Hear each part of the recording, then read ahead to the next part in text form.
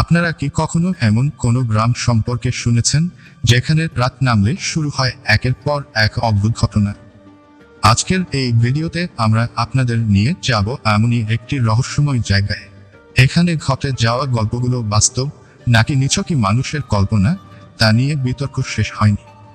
তাহলে চলুন রহস্যের পর্দা সরিয়ে দেখা যাক এই গ্রামের গোপন সত্য। ভারতের একটি প্রত্যন্ত গ্রাম, নাম রাতপুর। দিনের বেলায় এই গ্রাম একদমই সাধারণ। গ্রামের লোকেরা নিজেদের কাজকর্ম নিয়ে ব্যস্ত থাকে, কিন্তু সূর্য ডোবার সাথে সাথে যেন গ্রামটা অন্য কিছু হয়ে যায়। অন্ধকার নেমে এলে মানুষ দরজা বন্ধ করে লণ্ঠন নিভিয়ে দেয়।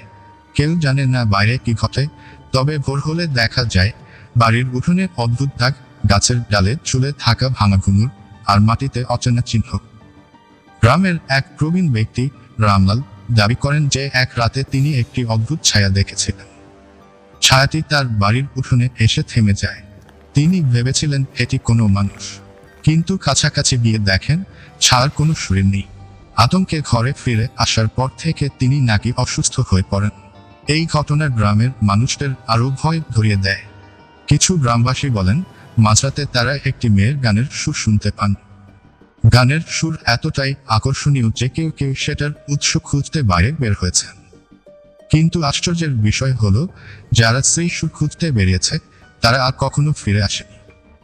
এই ঘটনার পেছনে কিছু মানুষ ভূত প্রেতের উপস্থিতি মনে করেন, আবার কিছু মানুষ বলেন এটা শুধুই কল্পনা।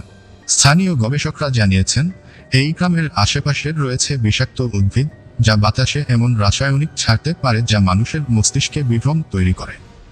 তবে গ্রামবাসীদের বিশ্বাস এই গ্রামে এক রহস্যময় অতিপ্রাকৃত শক্তি বাস করে। রাতপুর গ্রামের রহস্য আজও অমীমাংসিত।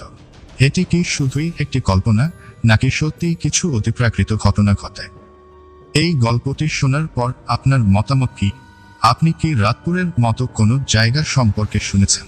কমেন্টে জানাতে ভুলবেন না। আর যদি এমন রহস্যময় ভিডিও ভালো লাগে তাহলে আমাদের চ্যানেল সাবস্ক্রাইব করুন এবং ভিডিওটি শেয়ার করুন।